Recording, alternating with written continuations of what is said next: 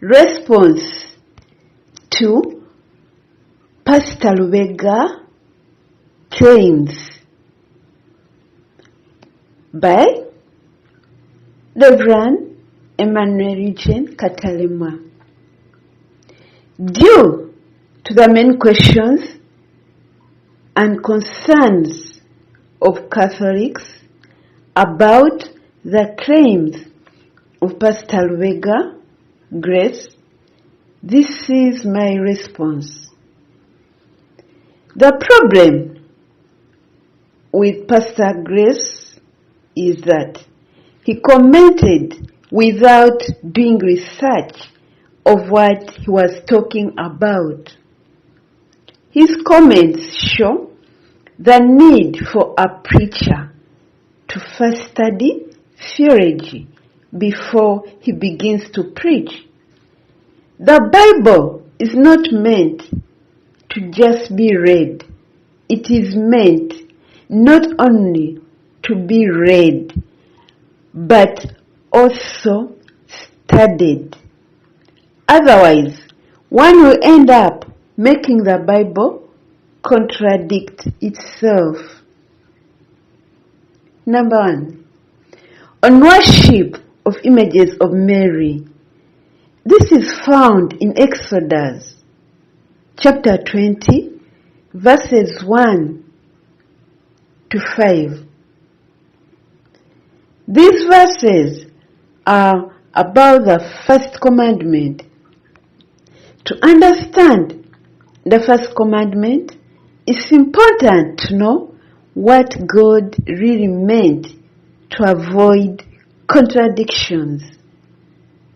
For example, in Exodus 25, verses 10 to 22, God instructed Moses to build the Ark of the Covenant and on top to put 2 images of the cherubims. Those are angels facing each other. The Bible gives instances where the Israelites bowed or prostrated before this ark. 1 Chronicles chapter 16, verses 1 to 6 and verse 2.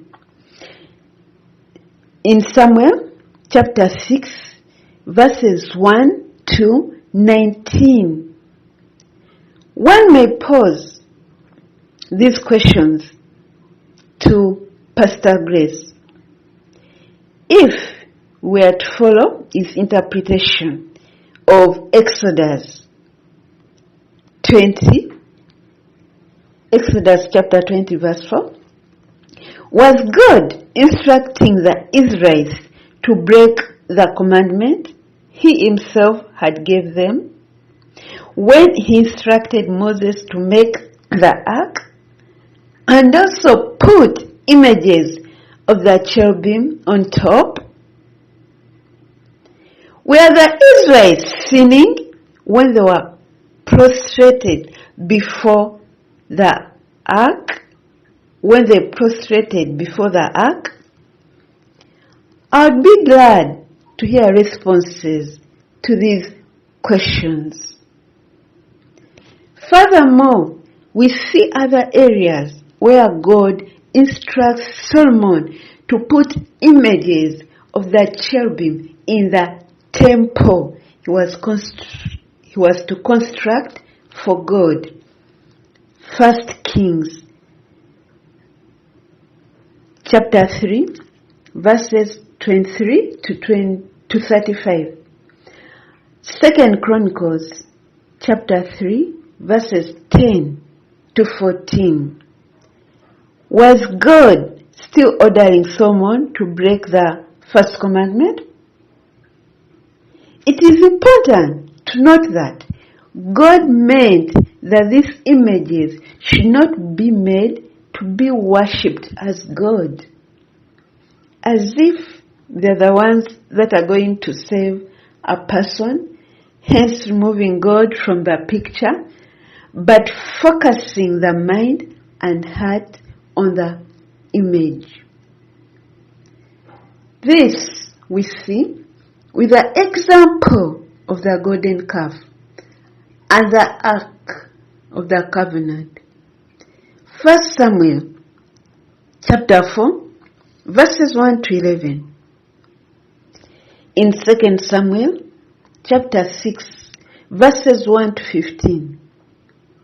The Israelites were defeated even when they had the ark amidst them, unlike before. It was because they were focusing on the ark and removing God from the picture. Focus. They saw it as magic instead of focusing on the God it represents. On the other hand, it would be dishonest to judge Catholics basing on what one seems and not first seeking to understand what they are actually doing. I differ from the pastor on the act of bowing. He seems to have a narrow understanding of gestures. Not every act of bowing is worship according to Catholic teaching. In different cultures, it's a gesture of respect and honor. For example, the Chinese and Japanese would once say they worship each other when they bow.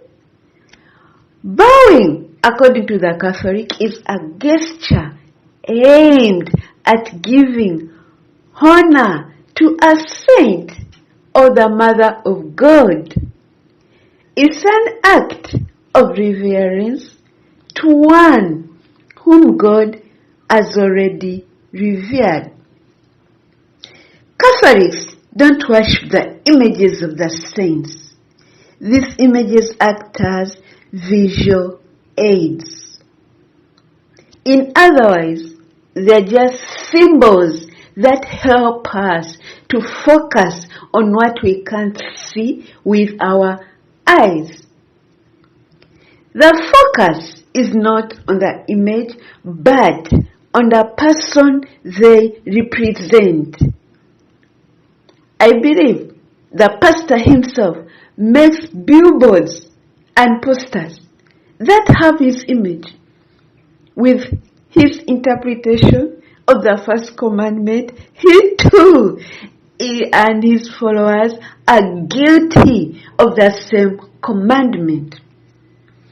I believe he has images or pictures of loved ones just like his followers do. If we are to be consistent with his wrong interpretation, they all would be guilty of breaking this commandment. Do not make images. When we go into church history, examples of making of images in Christianity started to emerge around the 2nd, 3rd, and 4th centuries. During this period, the early Christians began to incorporate images into their worship spaces as a way to convey theological messages and to inspire devotion. For example, catacombs of Rome, centuries 2nd to 5th century. Going to the life experience and the Bible.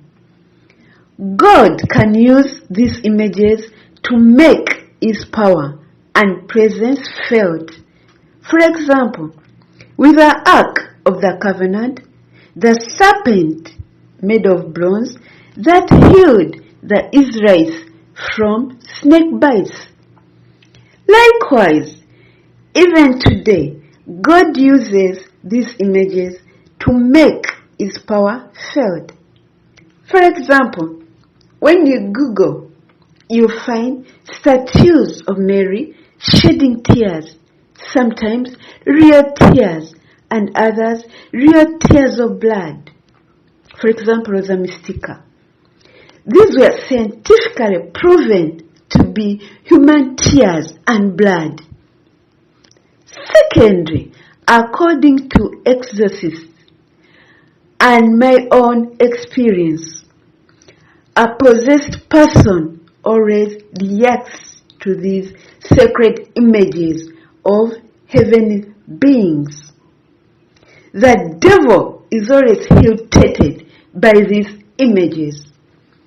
How will Pastor LUBEGA explain such phenomena that science also failed? It shows one can't limit God from manifesting His power through the saints. Number 2, the claim of the removal of the second commandment. When you listen to Pastor, he confuses a lot of ideas about this, which makes one question his credibility and knowledge to comment on matters of the history of the Bible. If you do research, like he said, first of all, you realize that the Roman Empire had nothing to do with the Bible. The biggest part of the reign of the Roman Empire persecuted Christians. It was not until Emperor Constantine gave liberty to Christianity through the Edict of Milan, that is 313 AD, that Christianity and the Roman Empire came into contact. Pastor talked of the Latin Vulgate, that it removed the commandment. This was a lie that he ignorantly made publicly. The Bible Pastor is using is an English translation derived from the Latin Vulgate. It's not a letter translation, as he claimed in the video. Originally, most of the Old Testament books were in Hebrew and the New Testament in Aramaic and Greek. Later, St. Jerome was tasked to translate all the books into Latin. The outcome of his translation of the Bible into Latin is the Latin Vulgate. From the Latin Vulgate, other translations into different languages began to be made. That is how we also have the English translation.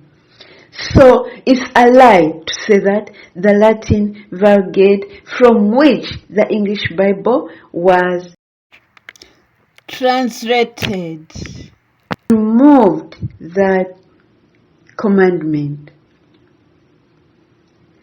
Personally, I have read the Latin Vulgate, and I can prove that this commandment is there as it is in the English translation. Probably he wanted to mean that the Catholic Church removed the commandment. This is also a lie. If Pastor had done research in the Catholic Bibles, he would know that Catholic Bibles have this commandment in detail. However, in the book, The Catechism of the Catholic Church, which I recommend all Catholics to have and read too, it is the numbering that was changed in Catholic literature. It is the first commandment instead of being the second, which the Bible too doesn't say is second. In the Bible too, the numbering was not an issue. Jesus too quoted these commandments with a different numbering. In conclusion, in this generation where people have access to the official recognized books of the Catholic Church, it's so unfortunate that one can tell lies as a preacher and misleading people. I recommend that Christians too have to do research, not to take what some men of God say as gospel truth. His preaching about the images of Mary and the Bible prove the importance of preachers to be qualified in theology. Just like Catholic ministers of the word who take care of study before they begin to preach. These inspirations are as per the response to Pastor Grace LUBEGA. Inspirations are by Reverend Father Emmanuel Eugene KATALEMWA, a teacher at Minor Seminary, KiSUBI Minor Seminary. Thank you very much.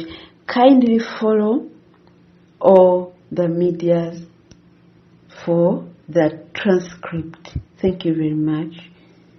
Read by Mary Victor, Catholic Corrections for YouTube and WhatsApp. Thank you very much, Father EUGENE KATALEMWA from KiSUBI Minor Seminary.